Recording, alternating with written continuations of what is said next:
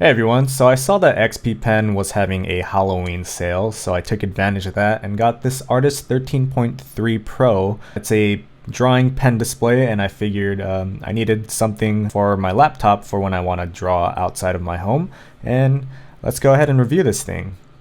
Alright, I'm going to start off with showing you what comes in the box, and of course, first off, there's the pen display itself. It comes with 8 express keys and also a scroller wheel in the middle there. I'll talk about that in a little bit. It also comes with the pen case here. It is a solid tube of a pen case. On one end, it comes with the pen nibs, and then on the other end, it holds the actual pen itself, and you can just carry it around that way if you want. I don't think I'll be carrying this around much, but it's nice to have. Now, if you're familiar with using the Wacom pens for their Cintiqs or their drawing tablets, it's a very similar structure. They look exactly the same, except the Wacom pen has an eraser end and the XP Pen one doesn't. It's not much of a problem for me because I use my keyboard shortcuts, so I just hit E and start erasing rather than flip my pen. That might be a problem for some people, but for me, it's totally fine. Another thing worth noting is that the XP Pen's nib sticks out a little further. Not much of a big deal, really. It's just something that I noticed. It also comes with a fairly okay stand, does the job. It also comes with this kind of 3-in-1 cable here. It connects to the tablet, and the other side has the HDMI cable, the power cable, and then the USB cable that you can connect to your laptop or computer. And lastly, it comes with the wall plug, some converters for different countries, and also a USB extension cable. Alright, so minor problem, I had to buy a USB hub for my MacBook because MacBooks only take USB-C nowadays. And as you'll see here, I can plug in my power USB cable, the red one, and the actual USB cable to one end, and then I can put the HDMI cable on the other end and plug the entire USB hub into my Mac. So fortunately for me, my laptop is strong enough to power the tablet, so that red USB cable, it's supposed to go into that wall plug, and you're supposed to plug it into the wall so that it can power the tablet, but luckily my MacBook is strong enough so I can just connect it to that USB hub and it'll power the tablet. Okay, so finally we have the tablet connected to the computer, and let me just say that it is not plug and play. I was hoping it would just be plug and play, I can just plug it in and start drawing, but unfortunately I had to go and download drivers on XP Pen's website, and then it was a whole process to actually getting it to work with my MacBook. I'm not sure how it is with Windows, but for Mac, I had to go in and change a lot of the privacy settings and whatnot, and they have a whole instruction manual on how to do it and stuff. So yeah, this is just a time lapse of me doing that, and it took about 15 to 20 minutes or so. This is just me figuring it out, and finally we get to the point where I can actually mess with the express keys, which I end up not using because it's just not going to work for me, because I just prefer the keyboard shortcuts, and there's too many shortcuts that I need that the express keys just don't work for me. Now I should mention that I got the XP Pen over a Huion and a Cintiq because of one, the price was cheaper, it was on sale, and two, because I wanted to try something that wasn't a Wacom product. And the reason I chose XP Pen over Huion is because for Huion, you can only update the firmware on Windows and not Mac. So I decided, since I'm probably going to be switching between Mac and Windows, I'll just get the XP Pen because XP Pen works for both. And that's that. So let's get to drawing. I'm happy to report that the drawing process or the drawing experience on this thing is pretty great. It has a 1920 by 1080 display, so it's not 4K. It's still HD, and it looks beautiful to me. It looks good. I don't really see much of a difference in comparison to my Cintiq Pro 24, which is a lot bigger in terms of quality of the screen. When it comes to the pen touching the screen, though, it is a lot more slick compared to my Wacom. It's not something that's gonna bother me too much because I draw on an iPad as well, and that screen is really slick. But if you're not a fan of the feeling of drawing on glass, you might want to get a screen protector for this. I'm not sure if they actually make them, but I'm just letting you know that the screen is very slick in comparison to other drawing tablets. I forgot to mention that the tablet also came with XP Pen's drawing glove, which I'm not using here. I'm using my own DokiWare glove, which I reviewed a couple weeks back.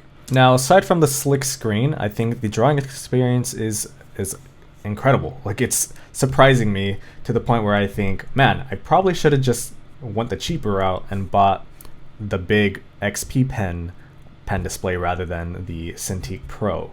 As much as I love my Cintiq Pro, it is expensive, and in comparison to what Huion and XP Pen are making now, I'm pretty sure I would have been totally fine with those tablets. I just didn't think to get them because I was so used to using Wacom's for my entire drawing career, I guess you can call it. But yeah, if I were to go back in time and decide between an XP Pen tablet versus a Cintiq, I probably would have gone with XP Pen because it's so much cheaper and I can probably produce just as good drawings as I could on the Cintiq. But yeah, in terms of pressure sensitivity, feels like any other drawing tablet that I've ever used, so that's cool. It does have tilt function, if you guys are into that. Tilt function is always nice for drawing digitally because it kind of emulates drawing traditionally. So another important thing to mention is the color of the display and seeing if it's actually accurate. And in comparison to my Cintiq Pro, it looks pretty similar.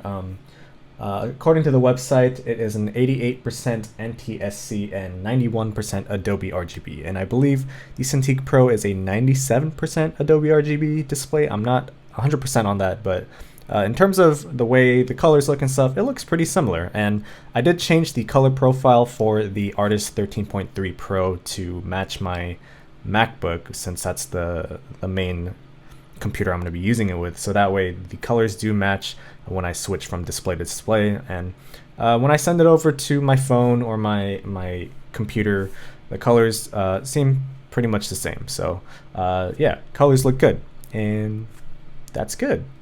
So that's pretty much it for the drawing experience. It's a really good experience. It feels good. I think it's great that these pen displays are getting cheaper and cheaper, because back when I was in college, and that wasn't too long ago, I'm not that old, all right? Back when I was in college, the only ones that I can afford were like an actual drawing tablet that you're not drawing directly on the screen. And they're about the same price as this thing here. This thing I got for about, I think it was like a little over $250 with the sale, but right now it's going for $300. And I bought myself a Wacom Intuos Pro for about the same price, and drawing on those things versus drawing directly onto the screen, it just didn't really work out for me. I know some people, they're totally fine with it, and more power to them, but for people like me who need to draw directly on the screen, this is a great product. This is a somewhat affordable product in comparison to the big guys, Wacom. You're getting something that can produce just as good drawings as you would if you had a Cintiq, you know. So I think if you're in the market for a pen display where you can draw directly onto it, you do not need to get the Wacom. If you're looking for something about the size, 13 inches, don't bother getting the 13 HD Wacom, because that's like double the price of this thing. And honestly, I'm very surprised at how much I like drawing on this thing. And I think if my Cintiq ever breaks, I may consider buying a large XP Pen or Huion tablet, because I've been seeing reviews and people are saying they work just fine. Finally, I want to talk about portability, which is the main reason why I got this thing. The reason why I needed to get a drawing display that connects to my laptop is because I just can't get myself away from desktop Adobe Photoshop. There's just things I can do in it that I can't do in Procreate, things I can't do in the iPad version of Photoshop, things I can't do in Fresco.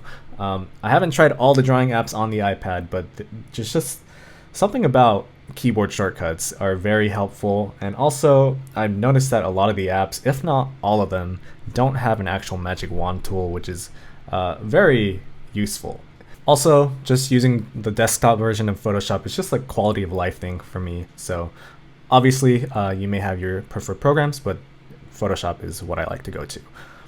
Now, of course, this isn't the most portable setup. It is a portable setup when compared to your large Cintiq or something, but compared to just having your iPad and just your iPad to lug around, it's not as portable. So you need to have your laptop, you need to have the cables to connect to the laptop, you need the drawing display, and in some cases you need the stand. Is it portable? Yes, it fits in my backpack, but it's not convenient. you know, so I have to pull out everything, connect it and stuff, and then I can finally start drawing. It's not the biggest problem. I wish I could just take the XP Pen tablet by itself, have Photoshop loaded up on there, and bring around a keyboard, but that's just not the case. So in terms of portability, it's like a 7 out of 10. You know, I can still take this to a coffee shop and draw. I can still set it up fairly quickly. But yeah, if you're looking for something convenient and quick to use that you can just pull out, turn on, start drawing, you're probably going to want to get an iPad. But for me, this works. I think the portability is fine. And maybe one day I'll fully adapt to drawing on an iPad, or maybe XP Pen or Huion or Wacom will come out with their own tablet where you can just load up Photoshop on there and it's not $3,000. I'm talking to you, Wacom. But yeah, until then, this is my preferred way of working. It's just a quality of life thing again. My workflow is a lot more streamlined this way. And yeah, anyways, that's pretty much it for the review. Again, fantastic pen display, great price. Yes, $300 is still a lot, but they do have a 12-inch version, which is slightly smaller than this, but I don't think I would go smaller than 13 inches, to be honest. I was kind of in between getting this one and the 16 or whatever the next size up is, but I wanted something more portable. You know, creatives on the go, hell yeah. If you're looking for something of this size, I would look at Huion or XP Pen. If you're looking for something larger, do a little more research. I'm not sure how they compare to the bigger Cintiqs, but I'm sure they're totally fine. Yeah. Anyways, I'm gonna go ahead and finish this video off with the rest of this time-lapse drawing. I should mention that I'm trying to learn how to actually digital paint rather than cell shade or do things that are really rough. That's my attempt with this painting here. I'm not 100% happy with the end result because I know there's a lot of things that I could fix, but I think it's progress, and that's good. Progress is good, and we get better as we go, don't we? Unfortunately, I forgot to record the last bit of the drawing or painting, so that is why there is a giant jump and cutoff. But yeah, I'll see you guys in the next video. Please check out my shop. I sell pins, stickers, keychains on my Gumroad. Link in the description below. I'm also on Instagram, TikTok, Twitter, a lot of other stuff. Everything's in the description below. And I'll see you guys in the next one. Have a good day. And cool.